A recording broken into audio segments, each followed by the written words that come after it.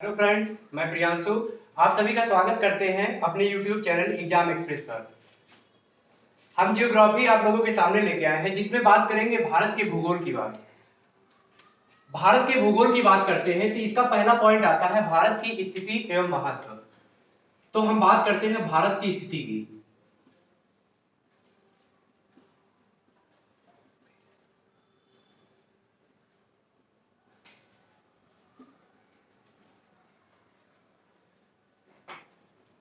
सबसे पहले हम भारत की स्थिति को लेते हैं।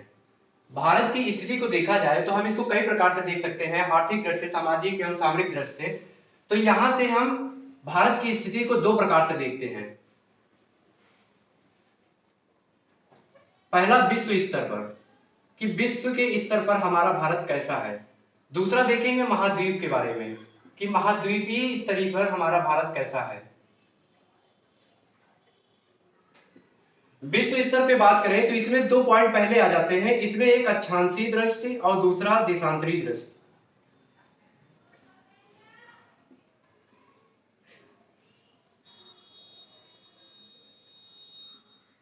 कि अक्षांशीय दृष्टि पे भारत की स्थिति कैसी है और देशांतरी स्थिति पर भारत की दृष्टि पर भारत की स्थिति कैसी है। तो इसको जानने के लिए सबसे पहले हमको देशांतरी और अक्षांशीय और देशांतरी स्थिति के बारे में जानना होगा। तो इसके लिए हमको ग्लोब पर चलना पड़ेगा, क्योंकि ग्लोब के बिना हम विश्व के आधार पर भारत की स्थिति को नहीं बता सकते हैं। तो आइए हम पहले ग्लोब पर चलते हैं।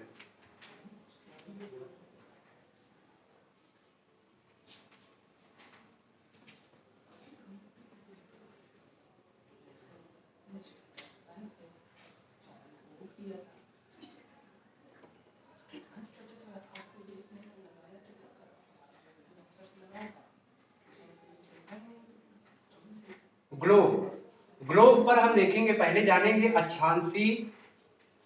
अक्षांश और देशांतर को। अक्षांश और देशांतर को,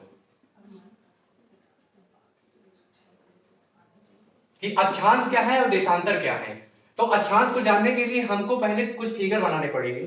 तो हम आपके सामने एक फिगर रखते हैं।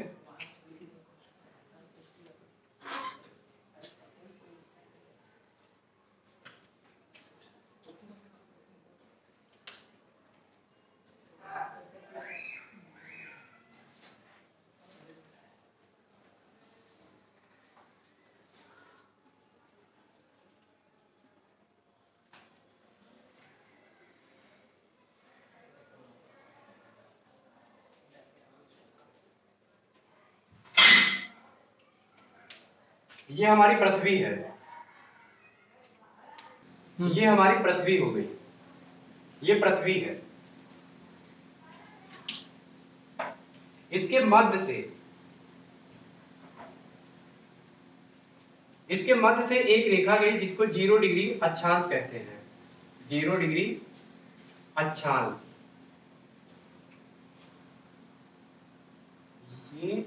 ये हमारी विषुवत रेखा है,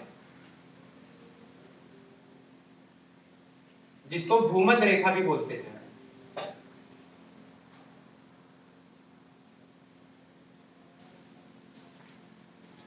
जीरो डिग्री अक्षांश हमारी पृथ्वी को दो बराबर भागों में बांटती है। एक उत्तरी गोलार्ध,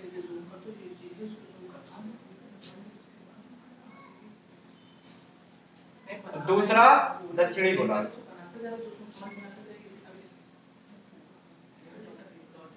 जीरो डिग्री अक्षांश पृथ्वी को दो बराबर भागों में बांटती है, एक उत्तरी गोलार्ध, दूसरा दक्षिणी गोलार्ध। अब यहाँ से सबसे पहले हम आगे बात करने से पहले हम यहाँ जान लेते हैं कि अक्षांश रेखाएं होती क्या है। अक्षांश रेखाओं को जानने के लिए भूमध्य रेखा के उत्तरी एवं दक्षिणी ध्रुव के कोणात्मक दूरी को अक्षांश रेखाएं कहते हैं। भूमध्य रेखा के उत्तरी एवं दक्षिणी ध्रुव के कोणात्मक दूरी को अक्षांश रेखाएं कहते हैं। या दूसरी भाषा में हम ये भी कह सकते हैं कि भूमध्य रेखा के समांतर, भूमध्य रेखा के समांतर, भूमध्य रेखा के समांतर खींची गई काल्पनिक रेखाएं, ये सब काल्पनिक रेखाएं होती है। भूमध्य रेखा के समांतर खींची गई काल्पनिक रेखाएं जो उत्तर एवं दक्षिण के कोणात्मक दूरी के बराबर, कोणात्मक दूरी को प्रदर्शित करती है, उसे अक्षांश रेखाएं कहते हैं। ये हमारी हो गई समांतर रेखाएं।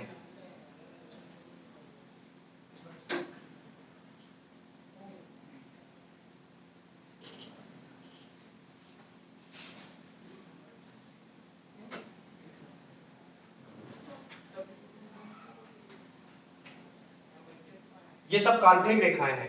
अब यहां से हम बात करते हैं हमारे पूरे अक्षांश रेखाओं की संख्या कितनी है।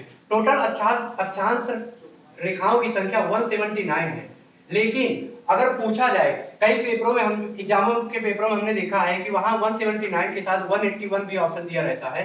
तो आज ये क्या है इसको हम जानेंगे। अगर क्वेश्चन में लिखा रहे कि अक्षांश रेखाओं की संख्या को बताइए, अक्षांश रेखाओं की संख्या पूछे, तो कुल अक्षांश रेखाओं की संख्या 181 होती है। कुल अक्षांश रेखाओं की संख्या 181 होती है। कैसे होती है? ये हमारा 0 डिग्री अक्षांश हो गया। इसको 1 डिग्री, 2 डिग्री, 3 डिग्री, 4 डिग्री, ऐसे करते करते ये हमारा 90 डिग्री तक जाता है उत्तरी गोलार्ध में। ऐसे ही करते करते हमारा ये 1 डिग्री, 2 डिग्री, 3 डिग्री, 4 डिग्री, ये करते हुए दक्षिणी गोलार्ध में भी 90 डिग्री तक जाता है। अगर पूछा जाए कुल अक्षांश रेखाओं की संख्या कितनी है, तो 181 होगी। कैसे? 90 उत्तरी गोलार्ध में, 90 दक्षिणी गोलार्ध में, प्लस ये 0 डिग्री अक्षांश, जो पृथ्वी की सबसे बड़ी अक्षांश रेखा कही जाती है। पृथ्वी की सबसे बड़ी अक्षांश रेखा कौन सी होती है? वो 0 डिग्री अक्षांश होती है। इसको भी ऐड कर दे तो ये हो गया 181। लेकिन अभी यूपीपी के एग्जाम में आया था कि कुल अक्षांश रेखाओं की संख्या बताइए जब उत्तरी गोलार्ध, उत्तरी ध्रुव एवं दक्षिणी ध्रुव को बिंदु मान लिया जाए। जब उत्तरी ध्रुव को और दक्षिणी ध्रुव को बिंदु मान लिया जाता है तो उनकी संख्या 179 हो जाती है, क्योंकि इन दोनों को नहीं गिना जाता है। ये दोनों पॉइंट हो जाते हैं तो इसको नहीं गिनते तो 179 हो जाता है। ठीक है। अगर टोटल पूछे तो 181, अगर उत्तरी ध्रुव एवं दक्षिणी ध्रुव को बोल दिया जाए पॉइंट के साथ तो 179 होती है। अब यहां से बात करते हैं कि अक्षांश रेखाओं का कार्य क्या है। अक्षांश रेखाएं दो स्थानों के बीच की दूरी को डिनोट करते हैं, दूरी को ज्ञात करते हैं। दूसरा, अक्षांश रेखाएं कटिबंधों का निर्धारण करते हैं। कटिबंधों का निर्धारण,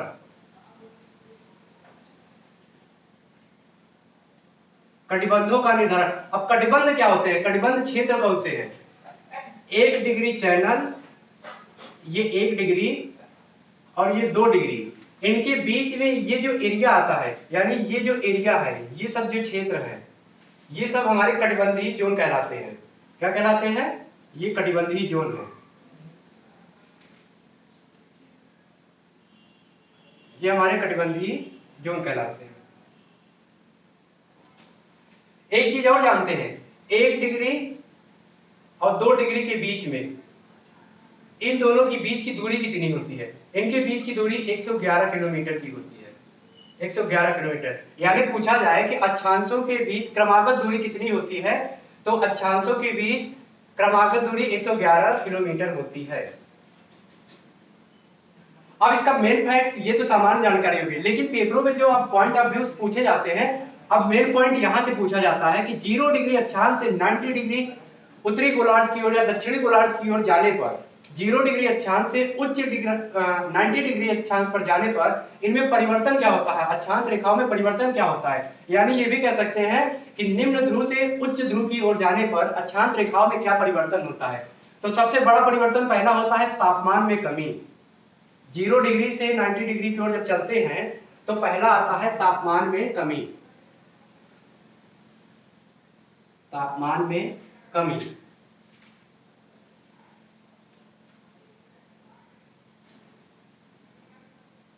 तापमान में कमी।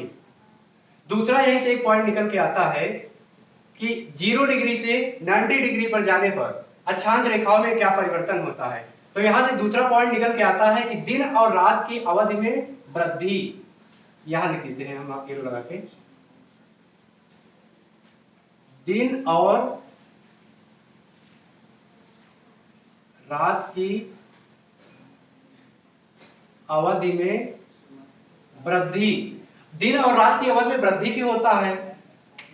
0 डिग्री अक्षांश यानी भूमध्य रेखा पर दिन और रात 12-12 घंटे के होते हैं। भूमध्य रेखा पर दिन और रात 12 घंटे के होते हैं, जबकि 90 डिग्री पर, 90 डिग्री यानी नॉर्थ और साउथ पोल पर दिन और रात 6-6 महीने के होते हैं, इसलिए यहां पर दिन और रात की अवधि बढ़ती है। इसका लास्ट एक और पॉइंट निकल कर आता है कि जब निम्न ध्रुव से उच्च ध्रुव की ओर जाते हैं तो क्या परिवर्तन होता है। तो यहां से एक परिवर्तन और निकल कर आता है जो सबसे बड़ी है, वो होता है जैव विविधता की, यही दिखा देते हैं, यदि रुकिए,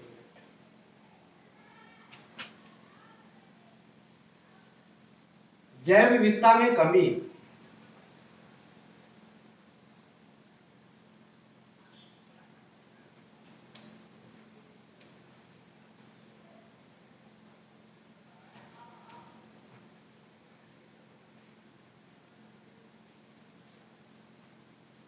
जैव विविधता में कमी। अब जैव विविधता में कमी क्यों होती है। निम्न दाब से उच्च ध्रुव की ओर जाने पर, निम्न ध्रुव से उच्च ध्रुव पर जाने पर जैव विविधता में कमी इसलिए होती है क्योंकि उच्च ध्रुव पर यानी यहाँ उत्तरी ध्रुव पर और दक्षिणी ध्रुव पर यहाँ हमेशा वर्ष भर बर्फ जमी रहती है, यानी हमेशा शीत रहता है यहाँ पर। तो इसलिए यहाँ निर्जनता की कमी होती है, जिसकी वजह से यहाँ न वनस्पतियां न जीव जंतु कुछ नहीं होते हैं, इसलिए जैव विविधता में कमी पाई जाती है। ये हो गया हमारा अक्षांश रेखाएं के बारे में। अब यहाँ से आपको नोट करना हो तो नोट कर लीजिए, स्क्रीनशॉट वगैरह ले लीजिए, बाकी हम आगे देशांतर पे चलते हैं। हम थोड़ा वीडियो को जूम कर दे रहे हैं जैसे आप लोग को नोट करने में सुविधा हो। एक बार आप लोग को फिर से डिस्क्राइब करवा देते हैं जल्दी से। ये हमारी पृथ्वी है, पृथ्वी में के मध्य से 0 डिग्री अक्षांश, जिसको विषुवत रेखा या भूमध्य रेखा कहते हैं, ये हमारी पृथ्वी को 2 बराबर भागों में विभाजित करती है। पहला उत्तरी गोलार्ध, दूसरा दक्षिणी गोलार्ध। एक हिस्सा उत्तरी गोलार्ध, दूसरा गोलार्ध दक्षिणी गोलार्ध। अब बात करते हैं इसमें अक्षांश रेखाओं की। तो यदि पूछा जाए कुल अक्षांश रेखाओं की संख्या तो 181 होती है। अगर पूछा जाए उत्तरी ध्रुव एवं दक्षिणी ध्रुव को बिंदुनुमा माना जाए, तो यदि उत्तरी ध्रुव दक्षिणी ध्रुव को बिंदुनुमा माना जाए तो इनकी संख्या 179 हो जाती है। अक्षांश रेखाओं के माध्यम से दूरी ज्ञात किया जाता है, इसके माध्यम से कटिबंधों का निर्धारण होता है। इसका जो मुख्य परिवर्तन है वो तापमान में कमी, सेकंड परिवर्तन दिन और रात की अवधि में बढ़ोतरी, वृद्धि, क्योंकि भूमध्य रेखा पर दिन रात 12 घंटे के होते हैं, दक्षिणी और उत्तरी गोलार्ध में दिन और रात 6-6 महीने के होते हैं। जैव विविधता की कमी, जैव विविधता की कमी इसलिए क्योंकि 90 डिग्री ध्रुव पर यहाँ पर वर्ष भर ठंडक रहती है, जिसकी वजह से यहाँ निर्जनता की कमी होती है और जीव जंतु कुछ नहीं पाए जाते हैं। ठीक है, ठीक है दोस्तों, अब हम आगे चलते हैं देशांतर रेखा में। देशांतर के बारे में पढ़ते हैं, तो हम इसको अब हम बात करते हैं देशांतर रेखाओं के बारे में कि देशांतर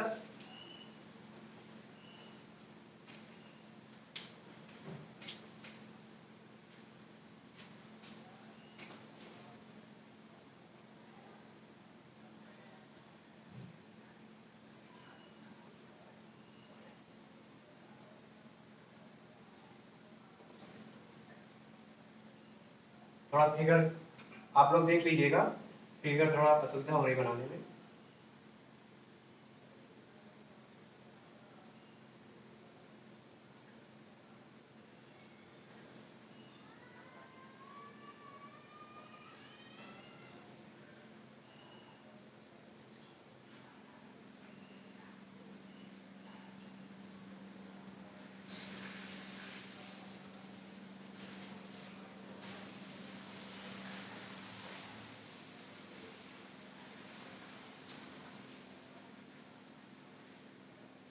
ये हो गया हमारा 0 डिग्री देशांतर, 0 डिग्री देशांतर। आइए पहले हम बात कर लेते हैं देशांतर रेखाओं के बारे में। देशांतर रेखाएं किसको कहते हैं।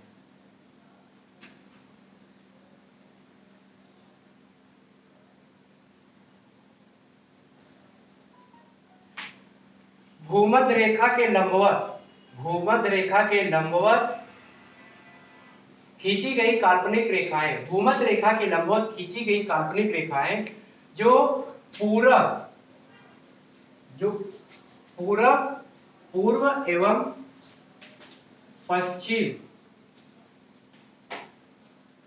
जो पूर्व एवं पश्चिम की कोणात्मक दूरी को प्रदर्शित करे उसे हम देशांतर रेखाएं कहते हैं।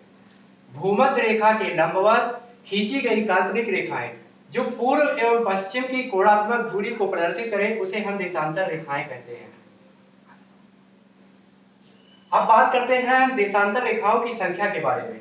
देशांतर रेखाओं की संख्या 360 होती है। देशांतर रेखाओं की संख्या 360 होती है। 0 डिग्री देशांतर से 180 डिग्री पूर्व दिशा में पूर्व की ओर एवं 0 डिग्री देशांतर से पश्चिम दिशा में 180 डिग्री पश्चिम दिशा में। दोनों को मिला दिया तो 360 हो गए टोटल।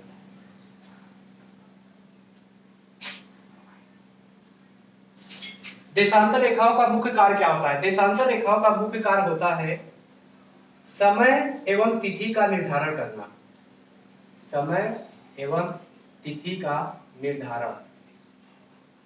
अक्षांशों में क्या था?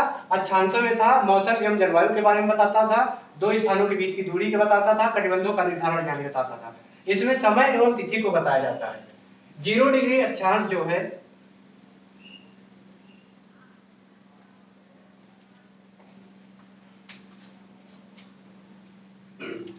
देशांतर रेखाओं की संख्या 360 हो गई।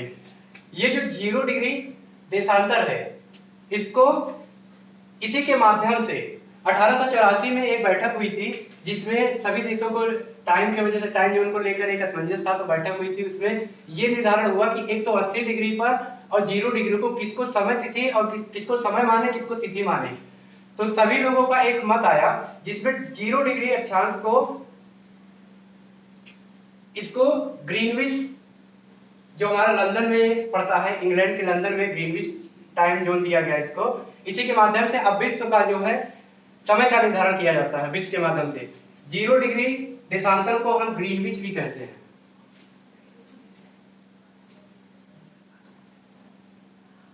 ग्रीनविच। ठीक है दोस्तों, अब हम आगे बढ़ते हैं। लाइट थोड़ी चली गई है, कुछ गड़बड़ी है, फॉल्ट वगैरह है और इन्वर्टर भी उसी वजह से चार्ज नहीं हो पाया है आज। तो आगे हम बात करते हैं, इसी को वीडियो को कंप्लीट करते हैं, बस थोड़ा सा रह गया है। 0 डिग्री देशांतर को ग्रीनविच रेखा भी कहते हैं। इसी को पेपर में कई बार ग्रीनविच रेखा को लिख के आ जाता है प्रधान मध्याह्न रेखा। प्रधान मध्याह्न रेखा।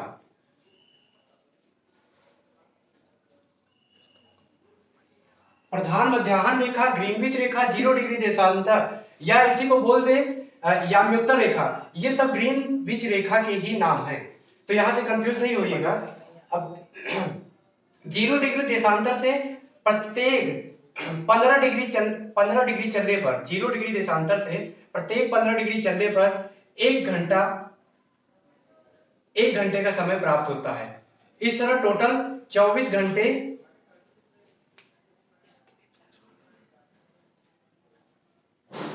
24 घंटे हमारे 360 डिग्री चलने पर मिलते हैं। प्रधान मध्याह्न रेखा भी कहते हैं। इसी का दूसरा नाम याम्योत्तर रेखा पूछा जाए तो वो भी यही होगा, इसको आप लोग ध्यान रखिएगा। किसी भी देश का अपना एक मानक समय होता है, किसी भी राष्ट्र का अपना एक मानक समय रेखा निर्धारित किया जाता है। जैसे हमारे भारत का मानक समय रेखा जो निर्धारित किया गया है वो 82.5 डिग्री पूर्व देशांतर,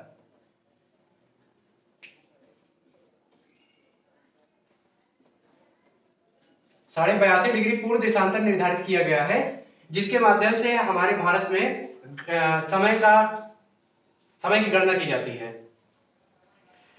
82.5 डिग्री देशांतर ये हमारे भारत को बीचों बीच से विभाजित करती है, जो हमारे प्रयागराज नैनी से होकर गुजरता है।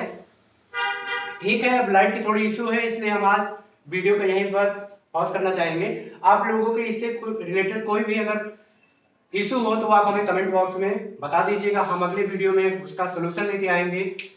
ठीक है, ओके। हमारे आप YouTube चैनल एग्जाम एक्सप्रेस को लाइक, सब्सक्राइब एंड शेयर करिए। अब फिर मिलते हैं अगले वीडियो में। ओके, नमस्कार, जय हिंद।